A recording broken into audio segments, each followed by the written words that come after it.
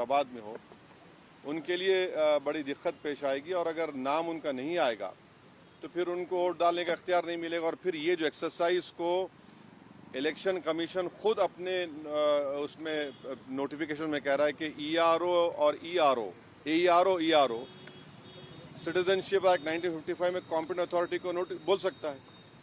अब जिसका नाम नहीं आएगा वो तो अपना वोट भी खो देगा, उसकी लाइवलीहुड का भी उसको एक नुकसान हो जाएगा। तो ये सब बातें हमने उनके सामने रखी। बहुत देर तक हमारी मीटिंग हुई। उन्होंने अपनी बात को कहा, उन्होंने भी बताया हमको। अब ये हमारी आज की मीटिंग की ये वो माने मोटा मोटा ये जो हुआ।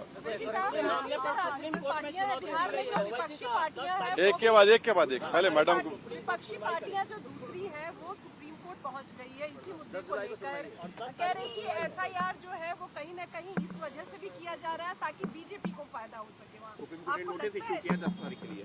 अब हमारी पार्टी में भी हम बैठ के बात करेंगे और इस पर क्या फैसला लेंगे। मगर हमारा एक ही है कि आप इतने कम टाइम में एक्सरसाइज कैसे कर पाएंगे। बहुत टाइम कम है। एसआईआर भाई जो लोग जो अपना एड्रेस चेंज कर लिए उनको क्यों आप पूछ रहे हैं बर्थ सर्टिफिकेट। माइग्रेशन होता है, अब क्या करेंगे वो लोग।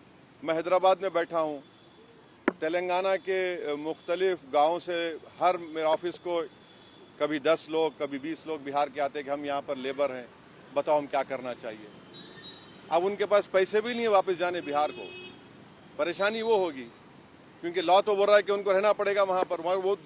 वो गए इसलिए कि बिहार में कुछ है ही नहीं, कोई सरकार ने उनका रोजगार का इंतजाम किया ही नहीं, तो मजबूरी उनकी है, बाहर बैठे हैं। तो ये सब प्रॉब्लम्स हमने ईसीआई के सामने रख के हमने कहा इसका तो आप सोल्यूशन निकालिए।